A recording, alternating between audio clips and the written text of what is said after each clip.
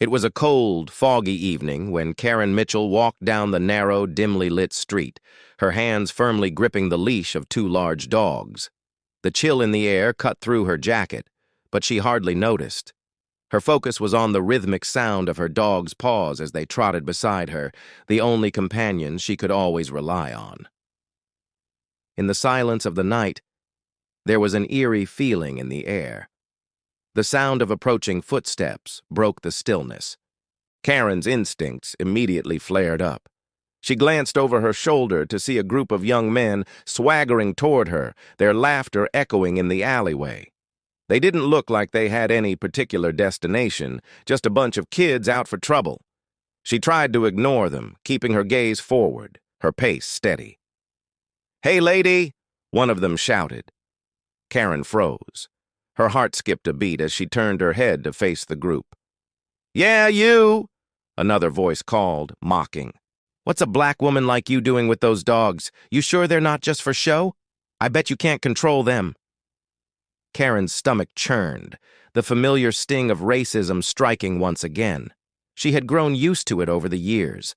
The whispered comments, the sideways glances, the judgments from strangers. But tonight felt different.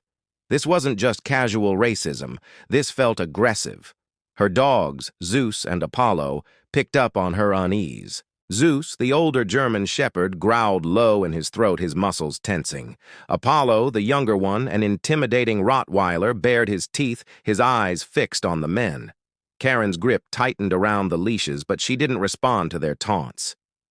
Keep walking," she muttered under her breath, trying to calm herself.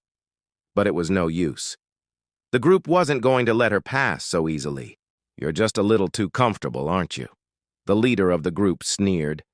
His friends laughed, egging him on. "What? You think your dogs will protect you?" Karen felt the air grow heavier, the tension building with each passing second. She glanced around, looking for a way out, but there was no one else around. The street was empty, save for the group that now encircled her. They were closing in, their faces twisted with malice. "Leave me alone," Karen said, her voice steady but trembling with the weight of the situation. One of the men stepped forward, his hands raised in mock surrender. "Oh, we're just having a little fun, lady. No need to get upset. Your dogs are just dogs." Before she could react, a sudden movement made Karen gasp.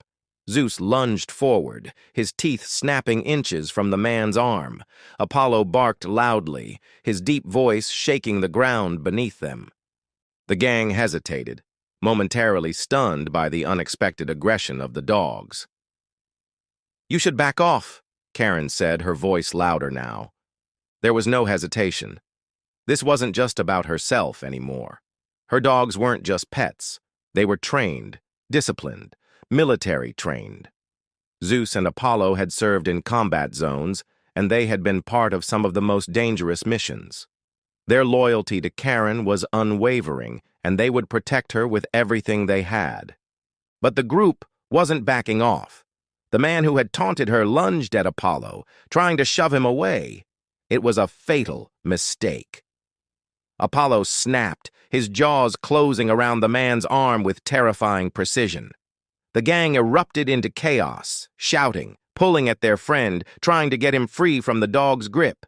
"Get him off! Get him off!" the leader screamed. Karen stood frozen, watching the scene unfold before her. She had never imagined that her evening walk would escalate into this, but she wasn't about to back down. The men had provoked her, they had taunted her, and now they were facing the consequences of their actions. "Zeus, Apollo, stand down," Karen commanded, her voice sharp and authoritative. The dogs obeyed immediately, releasing the man's arm and backing away. The group scrambled, pulling their friend away from the dogs. Blood stained the man's sleeve, but he seemed to be more shocked than hurt. The gang stood there, panting, staring at Karen with a mix of fear and disbelief. "You've got some serious dogs," the leader muttered, his voice now lacking the earlier bravado. He took a step back, as if weighing his options. "You should have thought about that before you decided to mess with me," Karen said, her voice unwavering. The gang didn't say anything more. They just backed away, muttering insults under their breath as they turned and hurried down the street, leaving Karen and her dogs standing alone in the fog. As the echoes of the gang's footsteps faded into the distance, Karen let out a breath she didn't realize she was holding. Her heart was still racing, the adrenaline pumping through her veins, their powerful bodies still beside her. She knelt down to stroke Zeus's head, her hands shaking slightly. Good boys. The night air seemed quieter now. How one small moment could turn into something much larger. What if they hadn't been so lucky? What if the gang had kept pushing? Her eyes scanning the street for any signs of movement. But all was quiet. Karen couldn't help but reflect on the incident. She had faced hatred, ignorance, and racism more times than she could count. And yet, she was still here, walking with her two loyal companions, her strength unbroken.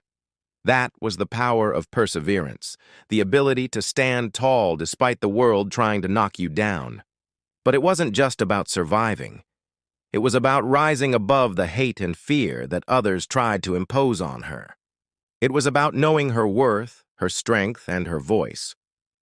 In that moment, she realized that her dogs had been more than just protectors. They were symbols of the resilience. As she reached her apartment building, the struggles, those were all part of her story, but they didn't define her. She wasn't a victim. She was a fighter. They weren't just soldiers who had fought in distant lands. They were warriors in their own right, always by her side. And they would face whatever challenges came their way, as long as they had each other. Karen entered her building, the familiar warmth of her apartment offering a sense of comfort. Zeus and Apollo settled down by the door, their heads resting on their paws. Karen sat down on the couch, the way they had underestimated her and how they had learned a hard lesson that night. And then she thought about the message she wanted to send. To the world, to herself, that no matter how many times they tried to knock her down, she would always rise again. She wasn't just surviving, she was thriving, and nothing, not even hate, could take that from her.